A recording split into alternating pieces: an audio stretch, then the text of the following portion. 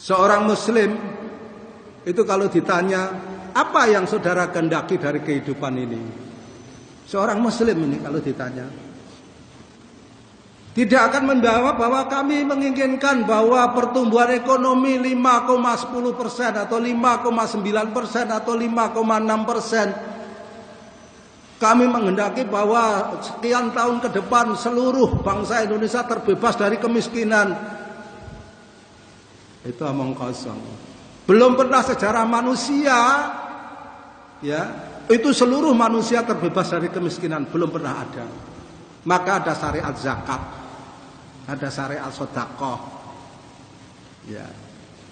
Kalau semua orang kaya, saudara-saudara sekalian, saudara bingung mengatur kehidupan ini.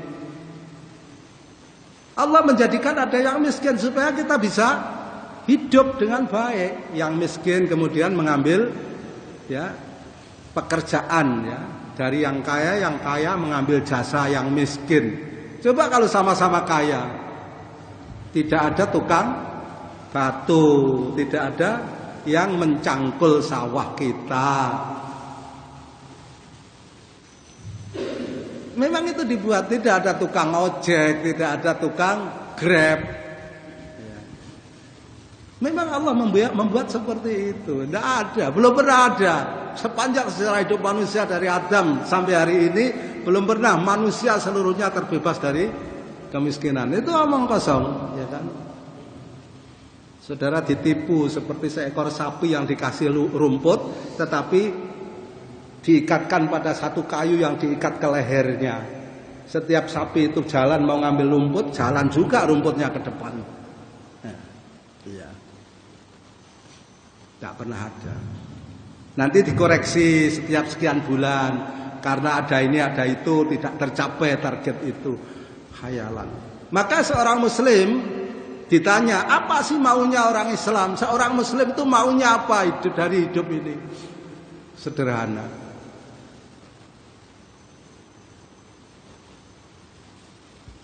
Maunya itu dirinya selamat dari siksa neraka. Dan setelah itu berupaya memberitahu orang lain supaya selamat dari siksa neraka. Mau kita itu cita-cita paling rendah. Ya. Tetapi sudah luar biasa. Itu orang bercita-cita. Ya, betul namanya punya cita-cita. Punya cita-cita yang paling sederhana supaya kita selamat dari api neraka. Orang per orang. Maka saudara bisa membayangkan ketakutan seorang muslim terhadap api neraka itu membuat mereka rela mengorbankan kehidupannya ini, dunianya, hartanya, anak istrinya, bahkan nyawanya, kalau dia bisa terhindar dari api neraka nanti di akhirat. Dia terkorbankan.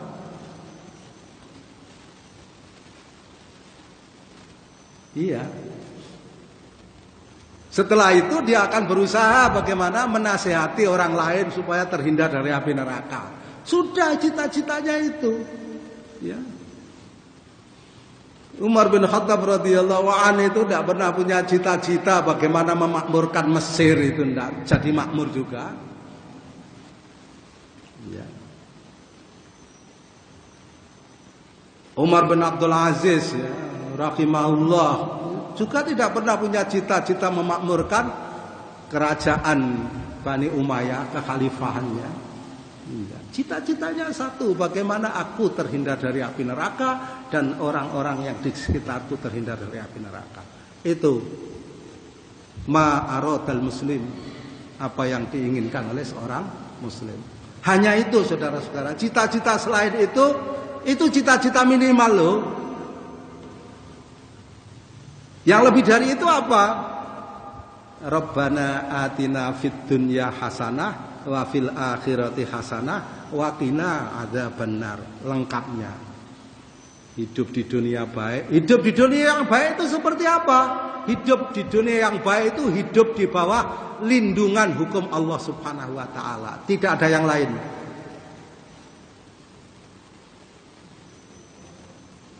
Saudara jangan renungkan, jangan menganggap bahwa hidup di dunia yang baik itu terbebas dari penyakit, tidak pernah ada.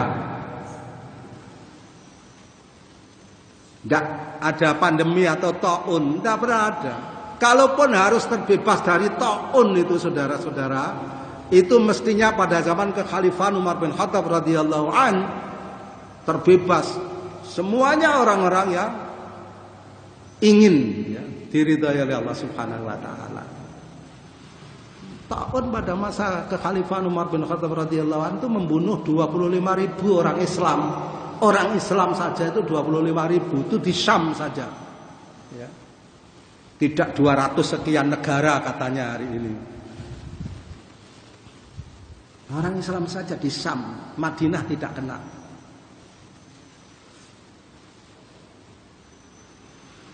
Ya. Jadi kalau kita ditanya apa sih maunya orang Islam, sederhana Pak.